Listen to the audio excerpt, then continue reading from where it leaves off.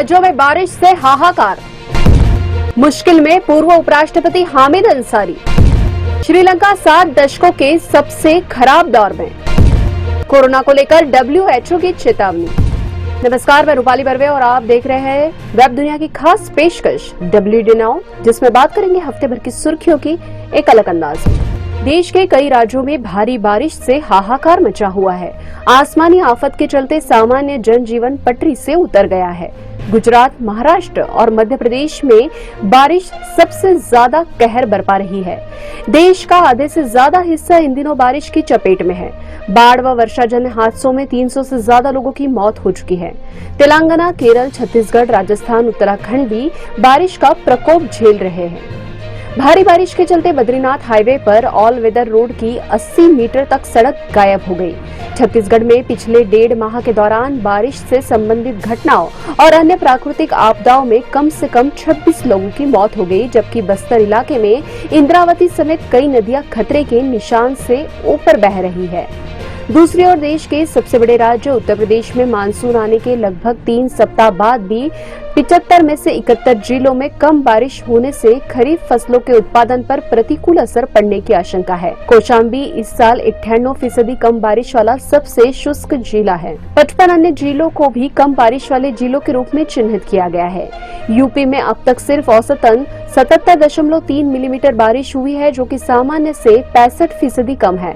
मुख्यमंत्री योगी आदित्यनाथ ने कहा है कि मानसून की कमी से खरीफ फसलों पर प्रतिकूल प्रभाव पड़ सकता है और इसके लिए किसी भी तरह की स्थिति का सामना करने के लिए तैयारी करनी होगी। दूसरी ओर सरकार पर निशाना साधते हुए सपा मुखिया अखिलेश यादव ने कहा कि राज्य सूखे की चपेट में आ गया है, लेकिन सरकार का जनता के हितों की ओर ध्यान नहीं है। इन दिनों भारत के पूर्व उपराष्ट्रपति हामिद अंसारी मुश्किलों में घिरे हुए हैं। केंद्र में सत्तारूढ़ भाजपा ने आरोप लगाया है कि अंसारी ने एक ऐसे पाकिस्तानी पत्रकार को भारत आमंत्रित किया था जिसने ISI के लिए जासूसी का दावा किया है। भाजपा प्रवक्ता गौरव भाटिया ने पाकिस्तानी पत्रकार नुसरत मिर्जा के कथित दावे का हवाला देते हुए आरोप लगाया कि अंसारी ने उसके साथ कई संवेदनशील और अत्यंत गोपनीय जानकारियां साझा की। भाटिया ने भारतीय खुफिया एजेंसी रॉ के एक पूर्व अधिकारी की टिप्पणी का भी हवाला दिया, जिसमें आरोप लगाया था कि अंसारी ने ईरान में भारत के राजदूत के रूप में देश के हितों को नुकसान पहुंचाया था। भाजपा ने अंसारी की आड़ में कांग्रेस अध्यक्ष सोनिया गांधी और राहुल गांधी को भी घेरने की कोशिश की है। इस मामले में उनसे सफाई भी मांगी है। दूसरी ओर मिर्जा को आमंत्रित करने के भाजपा के दावे को खारिज करते हुए अंसारी ने इसे झूठ का पुलिंदा बताया। उन्होंने कहा कि यह बात ज्ञात तथ्य है कि भारत के उपराष्ट्रपति की ओर से विदेशी गणमान्य व्यक्तियों को निमंत्रण आमतौर पर विदेश मंत्रालय के माध्यम से सरकार की सलाह पर दिया जाता है। वहीं कांग्रेस ने पलटवार करते हुए पार्टी अध्यक्ष सोनिया गांधी और पूर्व उपराष्ट्रपति के खिलाफ भाजपा के आक्षेप की कड़ी निंदा करते हुए कहा कि यह चारित्रिक हत्या का सबसे खराब रूप है। श्रीलंका के किसी भी नागरिक ने सपने में भी नहीं सोचा होगा कि उन्हें इतने बुरे दौर से गुजरना होगा। दरअसल भारत की मदद और चीन की विस्तारवादी चाल के बीच श्रीलंका अपने लिए सही विकल्प नहीं चुन सका और तबाही के रास्ते पर आ गया। राष्ट्रपति भवन में बिस्तरों पर आराम करने, स्विमिंग पूल में नहाने और किचन में खाना बनाकर खाने के हास्यास्पद दृश्य श्रीलंका के इतिहास में दर्ज हो गए हैं। श्रीलंका पर $51 अरब का कर्ज है और उसका ब्याज चुकाने तक के लिए भी धन नहीं है। श्रीलंकाई अर्थव्यवस्था की आत्मा माने जाने वाले पर्यटन पूरी तरह बर्बाद हो चुका है और देश की मुद्रा 80% नीचे जा चुकी है। महंगाई आसमान पर है। आटा यहाँ 300 रुपए किलो मिल रहा है। आधिकारिक आंकड़ों के मुताबिक खाने पीने की चीजें 57% तक महंगी हो चुकी हैं। UN वर्ल्ड फूड प्रोग्राम की रिपोर्ट के मुताबिक श्रीलंका में लोग भूखे पेट सो रहे हैं और हर 10 में से 9 परिवारों को बमुश्किल एक वक्त का खाना नसीब हो पा रहा है। कम से कम 30 लाख लोग तो सरकारी मदद पर ही निर्भर है। स्वास्थ्य सेवाओं का बुरा हाल है। 2.2 करोड़ की आबादी वाला देश श्रीलंका 7 दशकों में सबसे खराब आर्थिक संकट से जूझ रहा है। श्रीलंका के राष्ट्रपति गोटबाया राजपक्षे जनता को बेहाल छोड़कर सिंगापुर भाग चुके हैं और वहां जाकर उन्होंने अपने पद से इस्तीफा दे दिया है। रानिल विक्रमसिंघे को अब कार्यवाहक राष्ट्रपति बनाया गया है और इसी बीच सुप्रीम कोर्ट ने पूर्व प्रधानमंत्री महिंदा राजपक्षे और पूर्व वित्त मंत्री बासिल राजपक्षे के देश छोड़ने पर 28 जुलाई तक रोक लगा दी।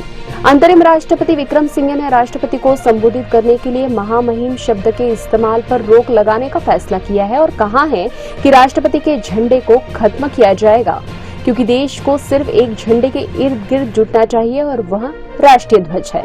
हालांकि श्रीलंका के हालात देखकर नहीं लगता कि वहां हालात जल्द ही सामान्य होंगे।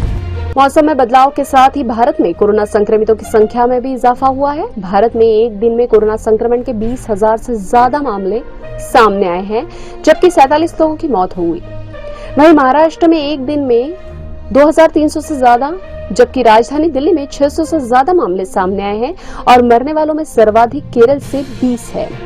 आंकड़ों के अनुसार दैनिक संक्रमण दर करीब 4.44% है, जबकि साप्ताहिक संक्रमण दर 4.30% है। इसके साथ ही देश में संक्रमितों की संख्या बढ़कर 4,37,10,000 से ज्यादा हो गई है। दूसरी ओर कोरोना वायरस से ज्यादा संक्रामक स्वरूप के उभरने, प्रतिरक्षा को भेदने और अस्पताल में भर्ती होने की बढ़ती दर को लेकर चिंताओं के बीच WHO की मुख्य वैज्ञानिक सौम्या स्वामीनाथन ने चेतावनी दी है कि कोविड-19 की नई लहरों के लिए तैयार रहना चाहिए। ज्यादा लोगों के संक्रमित होने से बीमारों और अस्पतालों में भर्ती मरीजों की संख्या बढ़ेगी। सभी देशों के पास आंकड़ों के आधार पर उभरते हालात से निपटने की योजना होनी चाहिए। हालांकि राहत की बात यह है कि भारत सरकार ने बूस्टर डोज को मुफ्त कर दिया है। वहीं कोरोना वायरस के प्रकोप से बचने के लिए शंघाई और अन्य शहरों में लॉकडाउन लगाए जाने के कारण चीन की अर्थव्यवस्था को जून में खत्म तिमाही में 2.6% का नुकसान हुआ है। अब खबरें संक्षेप में। भड़काऊ भाषण के आरोप में अजमेर दरगाह का खादिम गौहर चिश्ती गिरफ्तार। कन्हैयालाल की हत्या के आरोपियों से संबंध होने का संदेह, 7 दिन की पुलिस रिमांड पर। भारतीय मूल के ऋषि सुनक ब्रिटिश प्रधानमंत्री पद की दौड़ में सबसे आगे। सुप्रीम कोर्ट ने 9 बजे शुरू किया काम। न्यायाधीश बोले, बच्चे 7 बजे स्कूल जा सकते हैं तो हम क्यों नहीं। 18 साल पुराने मानव तस्करी केस में पंजाबी गायक दलेर मेहंदी गिरफ्तार। पटियाला कोर्ट ने 2 साल की सजा को रखा बरकरार। ये थी वेब दुनिया की खास पेशकश WD नाउ। अगले सप्ताह की सुर्खियों के साथ फिर हाजिर होंगे। नमस्कार।